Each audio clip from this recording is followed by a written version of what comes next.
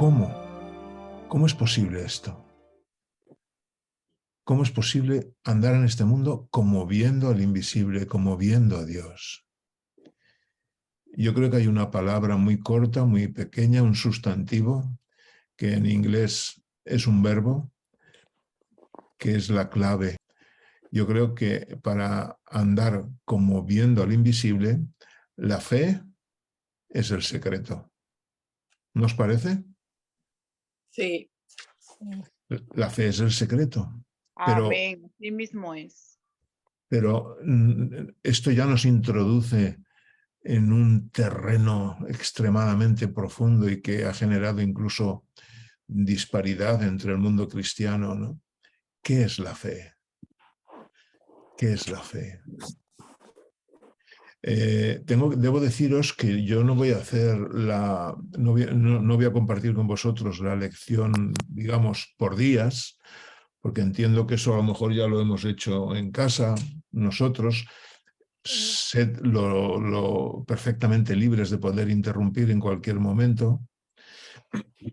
Si hay algo de algún día que os llama la atención, lo podéis expresar, no hay ningún inconveniente, pero yo prefiero, a mí me llama más la atención sacar un conjunto de ideas de la lección, ¿no?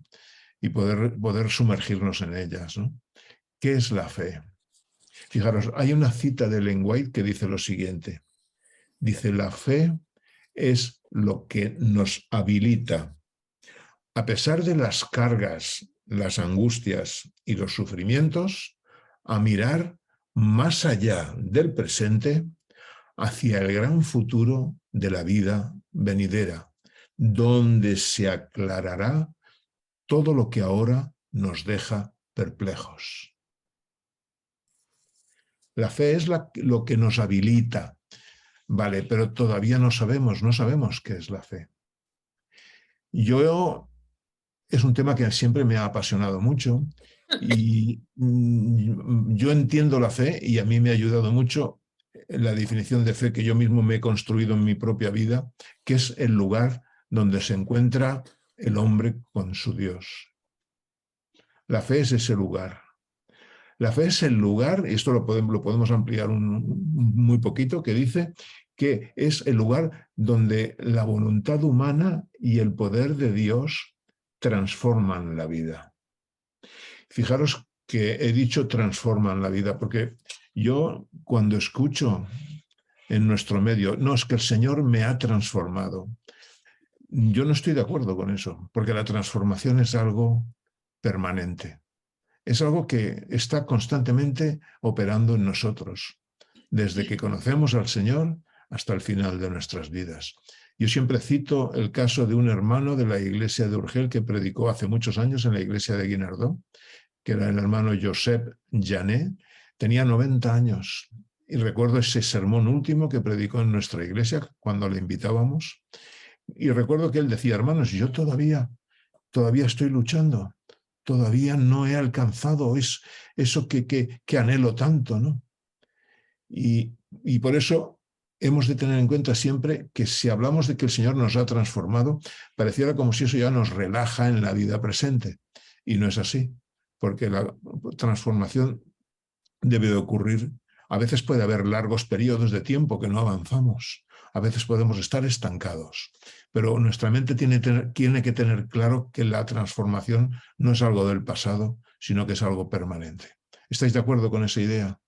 Sí, estamos completamente de acuerdo, Jordi. De Y, acuerdo, y de a mí me acuerdo. pasa también eso, que hay momentos, la mayoría del tiempo estoy conectada con él, llena de gozo, llena de gratitud, llena de ternura, de compasión con mi prójimo, de tierna compasión, como dice él, pero hay momentos en que no puedo. Hay momentos y digo yo, ay Señor, me estoy yendo, no permitas, no permitas que me domine la soberbia. Y digo yo, pero ¿por qué me pasa esto? ¿Pero por qué? Y entonces vuelvo y digo, bueno, es que sigo siendo humana pero no, y logro a punta de oración superar la crisis, pero es complicado, ¿no? Sí, precisamente la lección, yo creo que el corazón de la lección de esta mañana trabaja un poco en ese sentido, ¿no? En cómo podemos ver en la oscuridad, ¿no? Y tenemos que hacernos preguntas en relación con la fe, ¿no? ¿La fe es un don de Dios? ¿Entendemos que la fe es un don de Dios? Fijaros, en Romanos capítulo 11 y versículo 6 dice, y sin fe es imposible agradar a Dios, porque es necesario que el que se acerca a Dios crea que le hay y que es galardonador de los que le buscan. Sin fe es imposible agradar a Dios. Bueno, pues si la fe es un don de Dios, yo entonces me pregunto y le digo a Dios, Señor, dame la fe para que yo pueda agradarte. La fe, fijaros, Jesús en los evangelios, él en algunos momentos recrimina la falta de fe. En su sermón del monte, Jesús, en Mateo capítulo 6 y versículo 30, les dijo a sus oyentes, hombres de poca fe. Es una recriminación, ¿no? O sea, si la fe es algo que Dios nos puede dar, pero yo llego a la conclusión de que es algo más. No solamente es lo que Dios nos puede dar. A sus discípulos les dijo, en Mateo capítulo 8 y versículo 26, les dijo, ¿por qué teméis, hombres de poca fe? ¿Por qué teméis? A Pedro también le dijo en Mateo capítulo 14, en esa experiencia en el mar de Galilea, en el que Pedro se hundía, ¿no? En un momento determinado. Hombre de poca fe, ¿por qué dudaste? Sí. La fe tiene que ver un poco con la ausencia de duda, ¿eh? O sea, la fe no convive bien con la duda, ¿eh? Con la duda. Más tarde Jesús interrumpió también una discusión entre sus discípulos para decirles en Mateo 16 y versículo 8, ¿qué pensáis dentro de vosotros, hombres de poca fe, que no tenéis pan? O sea, Jesús recrimina la falta de fe, pero Jesús también reconoce y felicita la fe cuando se encuentra con ella, ¿no? Se asombra, por ejemplo, del centurión, aquel que en Mateo capítulo 8 manifiesta la fe. Se asombra también y potencia la fe cuando el paralítico fue sanado y es sanado a través de la fe.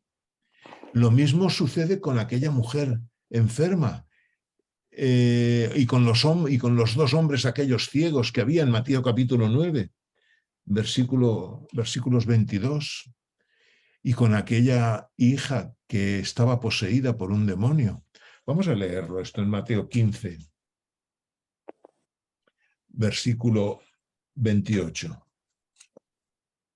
Dice así, entonces respondiendo Jesús dijo, oh mujer, grande es tu fe, hágase contigo como quieres. Y su hija quedó sana desde aquel momento. La fe es un aspecto de la salvación que nosotros la entendemos como un sustantivo, pero que en inglés es un verbo, es decir, implica acción. La fe implica acción. ¿Por qué es importante la fe? ¿Por qué es importante la fe? ¿Qué pensáis? Que sin la fe no podemos tener comunicación con Dios. Sí, y no podemos obrar de acuerdo a sus estatutos, no nos nace del alma, no somos auténticos. ¿Puedo comentar una cosita? Claro, Mercedes, ¿cómo Vale. no? Vamos a ver, yo con respecto a la primera pregunta que has hecho, es indudable. Dios no nos pide nada que antes no nos lo haya dado.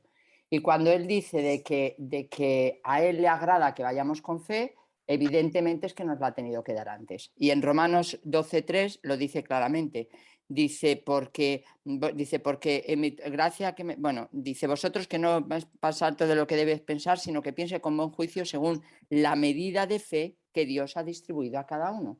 Es decir, cada uno nacemos con cierta porción de fe. Y además eso es claro porque justamente en Génesis 3:15 dice que pondrá enemistad entre Dios, está diciendo entre él y la serpiente, es decir, va a haber una enemistad. O sea, nosotros ya nacemos con la tendencia a que podemos tener una enemistad con esto. O sea, no nacemos absolutamente desprovistos de todo. Lo que ocurre es que la fe, bajo mi punto de vista, lo dice la palabra de Dios, ¿no? Porque tampoco hay que irse demasiado lejos. La fe viene por el oír y el oír la palabra de Dios. Entonces, la palabra de Dios, oírla, en ese aspecto se hablaba de oírla, pero la palabra de Dios implica tener una relación. La fe se nutre de la relación de mi experiencia personal con Dios. Cuando esa pequeña medida de fe que a mí Dios me da, yo la pongo en marcha y empiezo a tener experiencias con Dios, personales, íntimas, eso hace que acreciente mi fe y que se solidifique mi fe. Porque sin experiencia la fe no es algo teórico. Yo puedo hablar aquí y hacer lo que sea de fe, pero la fe se sustenta por eso a mí me gusta mucho, como tú muy bien has dicho, que se diga el cómo, como viendo al invisible. ¿Cómo yo puedo ver algo que es invisible? A través de las respuestas que me da a mi corazón, a mi alma, a mi experiencia con él. Porque eso nadie me lo va a quitar. A mí me puede quitar alguien y puede contrarrestar las opiniones que yo pueda tener a nivel teórico de fe. Pero yo digo como el ciego. Al ciego cuando le preguntaron, pero tú eras antes ciego, pero ¿quién te ha hecho eso? Y él dice, mira, yo solamente sé una cosa, que yo antes no veía y ahora veo. Y ya está. Y eso es en lo que se sustenta la fe. Eso era lo que quería yo comentar. Muchas gracias, Mercedes. Fijaros si es importante la fe, que en Romanos capítulo 1, 17 nos dice que el justo vivirá por la fe. O sea, es la vida. O sea, sin la fe no hay vida, hay muerte. Pero ¿qué tiene la fe? ¿Qué tiene la fe que nos pueda producir vida? Hay una frase de la que aparecía en la lección de esta semana que decía así: la falta de fe y el poder transformación del cielo eran y son completamente incompatibles. Es decir, la falta de fe nos va a imposibilitar tener el poder de transformarnos. Por el contrario, la fe nos ayudará a poder irnos transformando como de gloria en gloria, ir avanzando en nuestro caminar diario. Esa sería una de las cuestiones de la fe, ¿no? En Hebreos 11, capítulo 1, dice que ¿cómo podemos tener la certeza de poder ver a las cosas invisibles? Es posible que tengamos confianza en el Dios invisible cuando las cosas van bien. Es fácil. Es fácil porque nos sentimos fluidos con Él. Pero cuando entramos en las dificultades de la vida, cuando entramos en los problemas de la vida, que no nos libramos ninguno de los que estamos aquí y de los que hemos venido a este mundo, nuestra fe vacila. Vacila.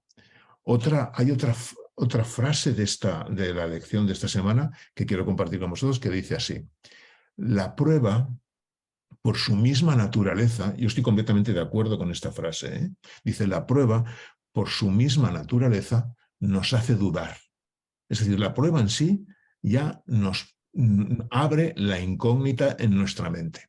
Dice, incluso desesperarnos, porque nuestro amante Padre, dice la frase, raramente da alguna evidencia de su presencia y de su obra en nuestro favor.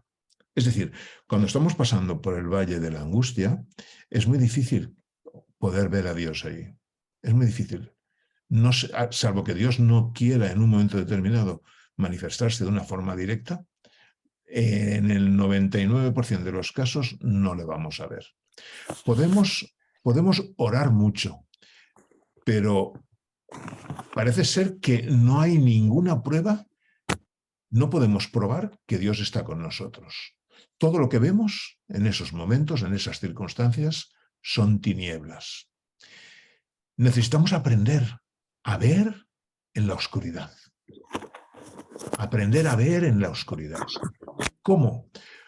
Puede parecer fácil, pero en la oscuridad, hermanos, en los inviernos de nuestra vida, que a veces se pueden prolongar, por las razones que sean, debemos de vivir como en los momentos álgidos, como en los momentos en los que vemos la mano de Dios trabajar fácilmente en nosotros. Es fácil de decir esto, pero esto no tiene secretos. Cuando yo hago las cosas y estoy animado y veo la mano de Dios dirigiendo mi vida, ¿por qué tengo que dejar de actuar igual cuando no la veo y cuando estoy pasando por el valle de la sombra, de la oscuridad, de la angustia, del sufrimiento? ¿Por qué tengo que empezar a hacer otras cosas y a tomar otras decisiones? Tengo que seguir haciendo lo mismo. Eso lo veo. Este ejemplo, por ejemplo, nos lo da Moisés. Moisés, en Hebreos, si queréis acompañarme en la lectura, en el libro de Hebreos, en el capítulo 11, en el versículo 27, dice así: por la fe abandonó Egipto, no temiendo la cólera del rey, porque se mantuvo firme, como viendo al invisible. O sea, he querido volver a releer este texto, ¿no? Porque aquí aparecen tres cuestiones que Moisés pone en marcha, ¿no? Abandona Egipto cuando lo más fácil habría sido seguir sin esa carga y sin esa tensión de tener que tirar de todo un pueblo duro de cerviz, un pueblo que llevaba años y años sin relacionarse con Dios. Y él lo podía haber obviado eso, pero él abandonó Egipto, se mantuvo firme ahí, ¿no? No le cambió la predecible cólera del rey, del faraón, no le cambió, él sabía que el faraón iba a hacer muchas cosas, y eso tampoco le cambió. Y en tercer lugar, Moisés se mantuvo firme porque veía en la oscuridad. Era capaz de ver en la oscuridad. Entonces la pregunta es, ¿cómo ver con claridad aún bajo la presión de las dificultades? ¿Cómo podemos llegar a ver con claridad? Este sería el centro, yo creo, de la lección de esta semana. Y la lección de esta semana nos presenta, al menos a mí me ha presentado, dos áreas en las que hablamos tanto, conocemos tanto, escuchamos tanto, y a veces suena tan repetitivo, ¿no? Vamos a ver, os invito, primer texto, primer comentario que podemos hacer en relación a esta pregunta, ¿no? ¿Cómo ver con claridad aún bajo la presión de la dificultad y de la prueba? Salmo 119. Seguidme en la lectura, por favor, o si alguien lo quiere leer. A ver, el primero que lo tenga. Salmo 119, versículo 130.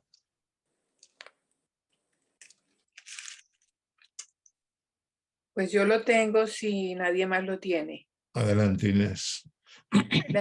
La exposición de tus palabras alumbra, hace entender a los simples. Qué texto más cortito, pero más evidente, ¿no? En mi versión dice, en tu versión dice alumbran, ¿no? En mi versión dice, al abrirse, iluminan tus palabras, hacen entender a los sencillos. Uno de los secretos a viva voz, súper conocido, que nos puede ayudar a ser capaces de ver en la oscuridad es, como antes ha dicho Mercedes, la palabra de Dios. Y Mercedes ha sacado un texto que se encuentra en Romanos capítulo 10 y versículo 17, que os invito a leer juntos. 10:17. Vale. Y nos dice, así que la fe es por el oír, y el oír por la palabra de Dios.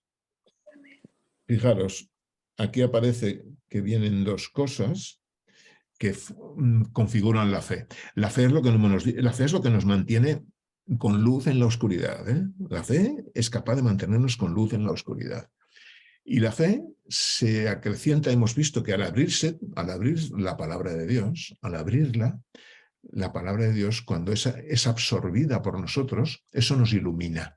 Nos dice el Salmo 119. Es el capítulo más largo de toda la Biblia, el más largo. Tiene un montonazo de versículos, 150 versículos, 140, no me acuerdo exactamente cuántos, pero está dedicado todo él a la palabra de Dios. Es un salmo todo dedicado a la palabra de Dios. Y dice cosas, ahí veremos a continuación algún versículo más del capítulo 119 de los Salmos, ¿no?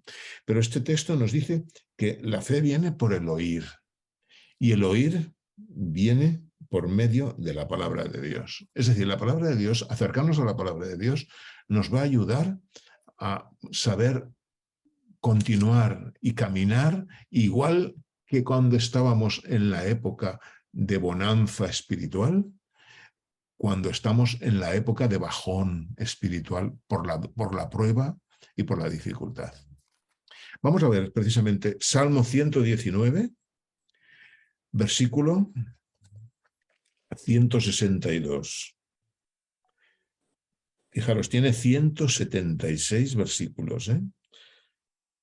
Fijaros este texto.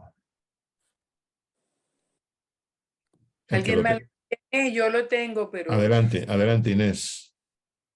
Me regocijo en tu palabra, como el que haya muchos despojos. Bueno, los despojos está traducido en muchas Biblias, no está bien traducido.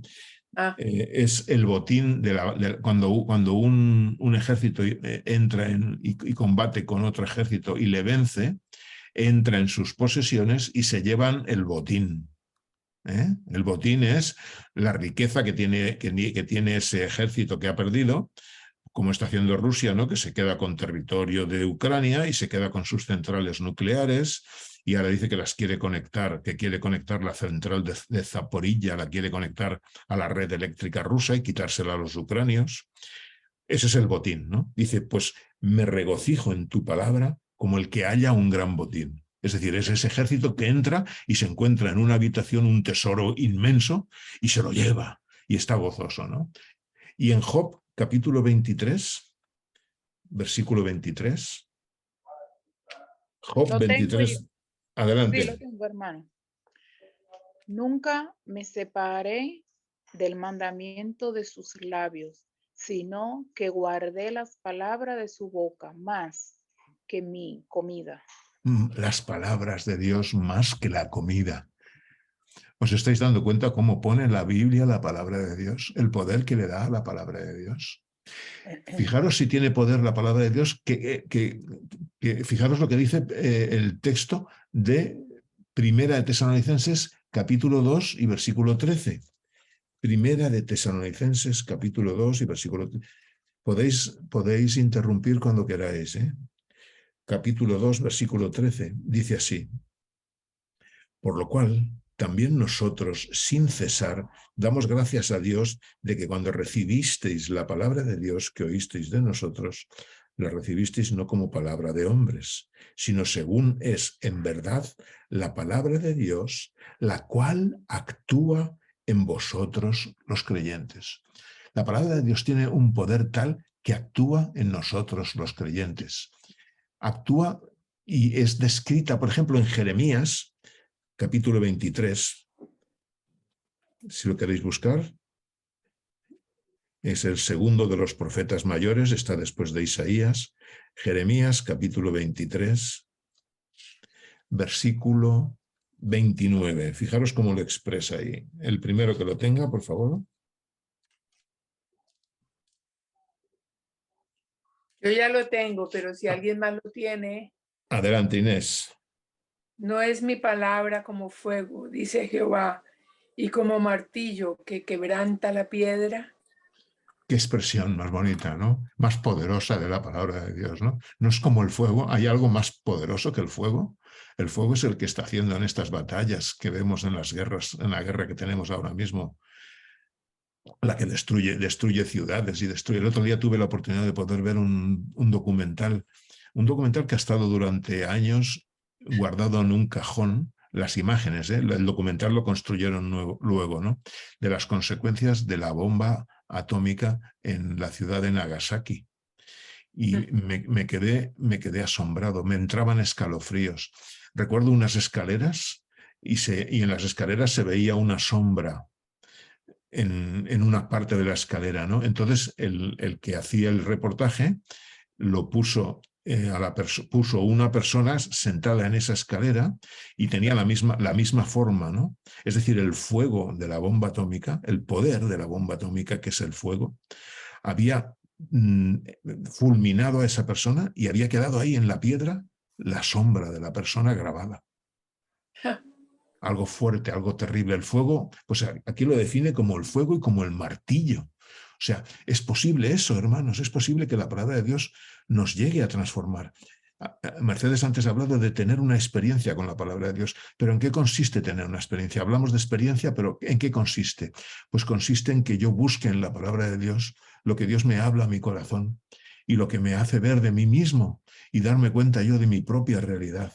Y la experiencia consiste en ver a Dios trabajando en mí mismo, actuando en mí mismo, en esa realidad oscura y triste que a veces tenemos todos, en esa realidad de nuestro carácter, de nuestra falta de control en cuanto a emociones y en cuanto a circunstancias, en cuanto a nuestras debilidades, el poder ver eso realmente como somos y trabajar con Dios en ese sentido, porque hemos dicho antes que la fe es el lugar donde se encuentra la voluntad humana y el poder de Dios.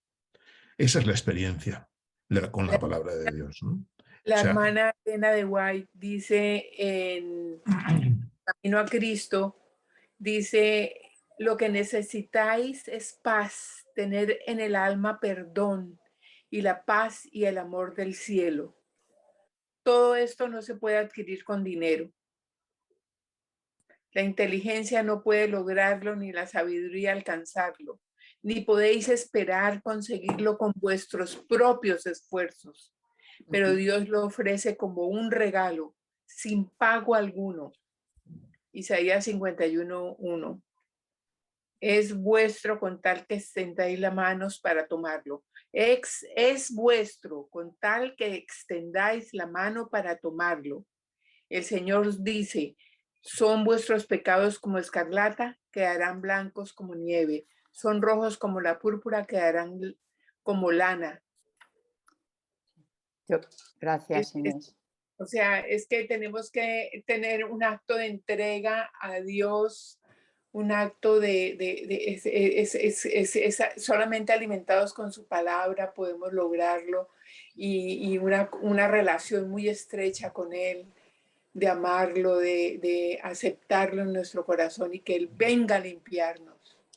Sí. Yo quería comentar una cosita con respecto a lo que la escuela sabática está trabajando durante toda esta semana, de cómo la importancia de cómo podernos mantener firmes y sin estrés y sin ansiedad ante los problemas que nos puede traer la vida y que aparentemente el Señor parezca que no actúa.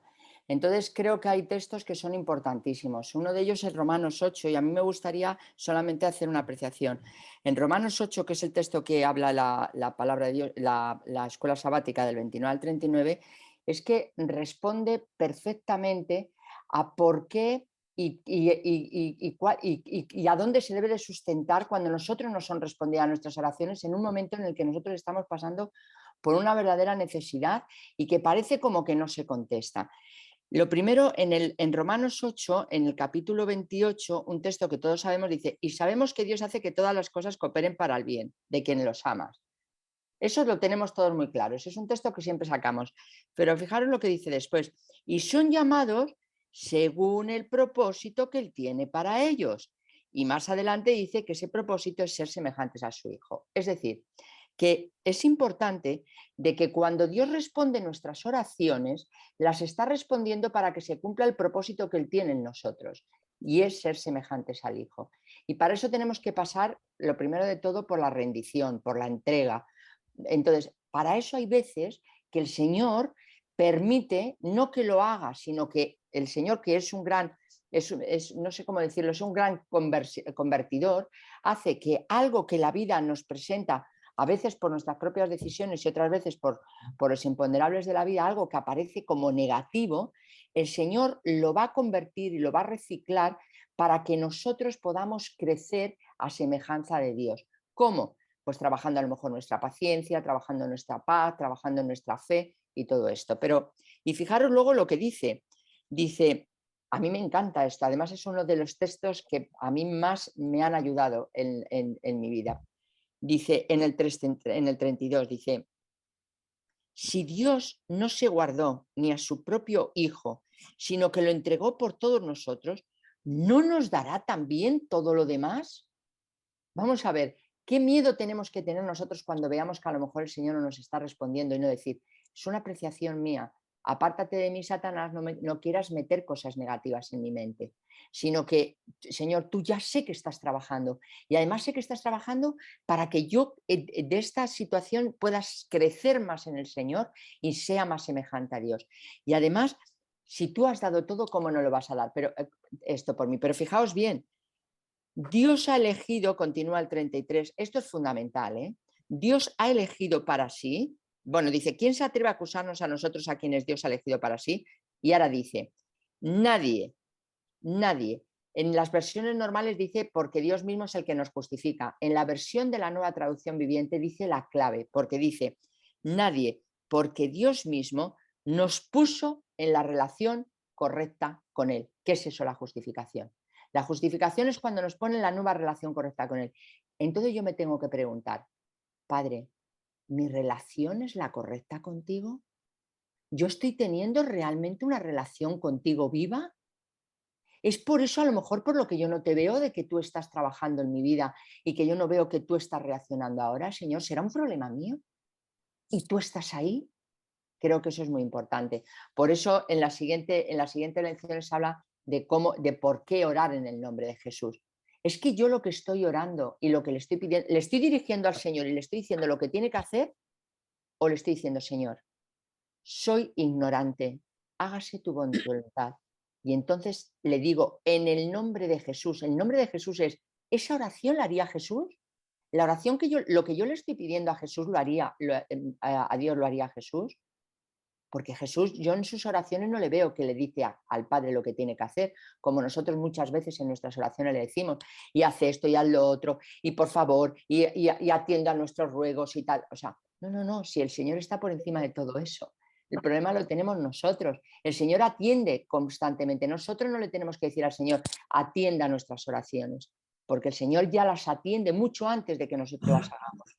Entonces, el tema es, lo que yo estoy orando, ¿lo oraría Jesús? Porque Jesús siempre se dice que se haga tu voluntad y no la mía. Me deleito en hacer tu voluntad. Y yo creo que eso es importante a la hora de cuando vemos que a lo mejor no puede contestar el Señor o que parece que no está contestando. Gracias, Mercedes.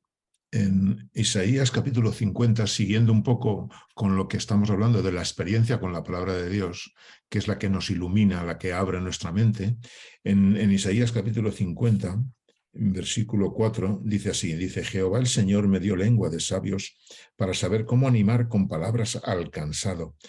Despertará mañana tras mañana, despertará mi oído para que oiga como los sabios. Es decir, mañana tras mañana necesitamos una experiencia, esa experiencia de relación con Dios en la que le abrimos nuestro corazón y le exponemos nuestra realidad y esperamos su poder para que se pueda transformar. Tiene que ser mañana tras mañana.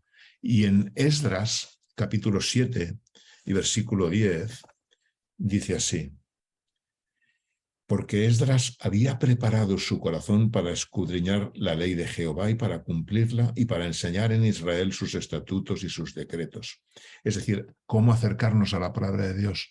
Antes de acercarnos, Esdras había preparado su corazón.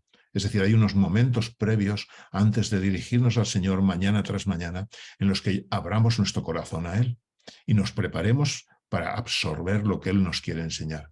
Este último texto nos está llevando a la segunda área por la cual nos puede ayudar a ver en la oscuridad, que es la oración. Necesitamos ver en la oscuridad, pero en algunos momentos, hermanos, no es suficiente la oración formal, sino necesitamos la oración que llegue a sanar el dolor de nuestra alma. Y esto puede que sea obra de muchos días. No es fácil esa oración. En otras ocasiones habrían sido los discípulos de Jesús, hubo en cierta ocasión que no pudieron echar los demonios porque les faltó fe. cuando en otras ocasiones sí que lo habían conseguido. Ese era un momento especial. Es decir, lo mismo que hay momentos especiales en la vida, la oración no es siempre igual. Dios permite que en nuestra vida pasemos por ciertas pruebas o por ciertos crisoles, como les llama el trimestre, con el fin de que veamos nuestra gran debilidad y que, aun creyéndonos que somos fuertes, Dios quiere enseñarnos a vivir dependiendo solo del invisible, bien como viendo al invisible. Necesitamos orar para que Dios nos permita ver qué hay en nosotros que aún no lo hemos entregado, ya que experimentar la fe que nos habla Hebreos capítulo 11, la fe auténtica, la completa, porque hay otra fe que no es fe, ¿eh? Hay otra fe que es la fe falsa. Esa es necesario que suceda, y para que suceda hemos de darle al Señor ¿el qué? Vamos a verlo en Lucas, capítulo 10. Lucas 10, versículos del 25 al 28. Dice así: he aquí que un intérprete de la ley se levantó y dijo para probarle: Maestro, ¿qué he de hacer para heredar la vida eterna? Y él le dijo: ¿qué está escrito en la ley? ¿Cómo lees? Aquel respondiendo dijo: amarás al Señor tu Dios con todo tu corazón, con toda tu alma, con todas tus fuerzas y con toda tu mente, y a tu prójimo como a ti mismo. Proverbios. Veamos Proverbios, capítulo 3. Proverbios 3, Proverbios 3, versículo 5. Fíate de Jehová con todo tu corazón. Es decir, hemos de amar a Dios, no dice con el corazón, con la mente, con todo. Jacob, hermanos, que vivía atormentado por el engaño que le hizo a su hermano, y cuando le informan de que Esaú viene hacia él con 400 hombres, dice en Génesis capítulo 32, dice que Jacob tuvo gran temor. En el versículo 7, Jacob tuvo gran temor. Entonces Jacob, ¿qué hizo? Jacob puso en marcha la llamada oración convencional. Génesis 32. Es importante esto de la oración, hermanos, porque a veces oramos de una manera rutinaria, repetitiva. Génesis 32.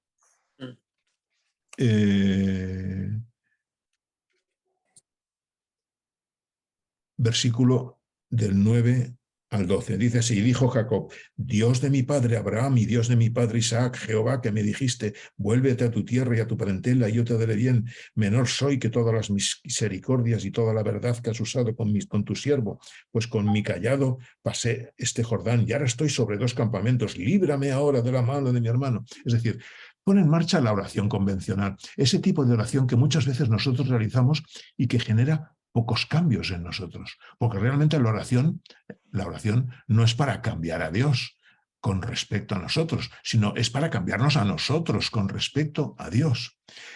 En la soledad de la noche y en medio de la angustia aparece un personaje misterioso.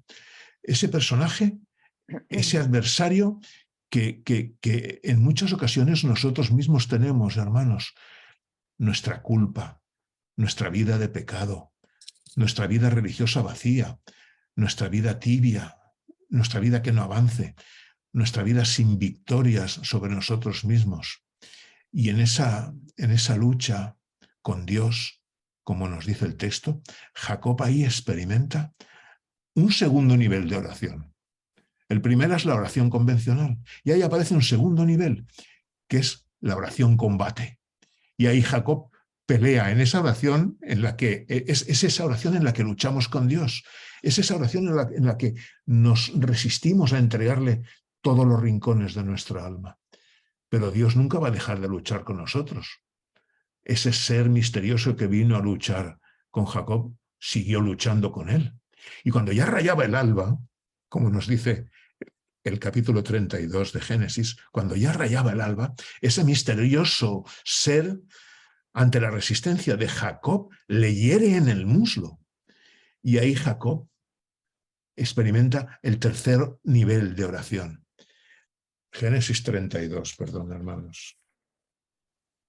32, versículo 26.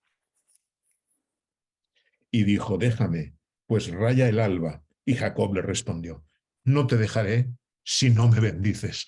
Ese es el tercer nivel de oración, hermanos. La oración abandono. La oración en la que nos abandonamos por completo, pero nos abandonamos a Dios. En la que nos rendimos por completo a Dios. Es en esa oración donde se abre por fin la puerta para que entre Dios. Y Jacob, en esa experiencia, ya no se le llamó desde entonces Jacob, sino que ahí fue una nueva persona. Hubo una respuesta espiritual muy poderosa por parte de Dios. Hemos llegado, hermanos, en nuestra vida a salir de la oración convencional.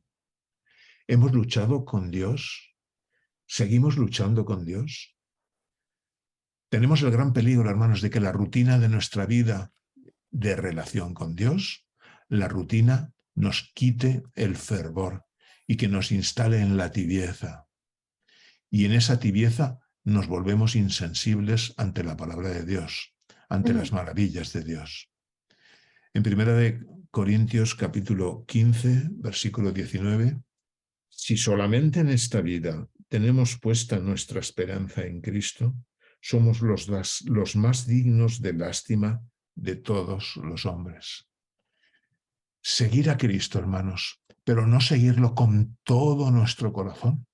Y esta lección es una lección que el Señor sé que me la ha puesto delante de mi propia vida, porque yo no sé a vosotros, pero a mí lo que me cuesta es entregarle todo mi corazón a Dios.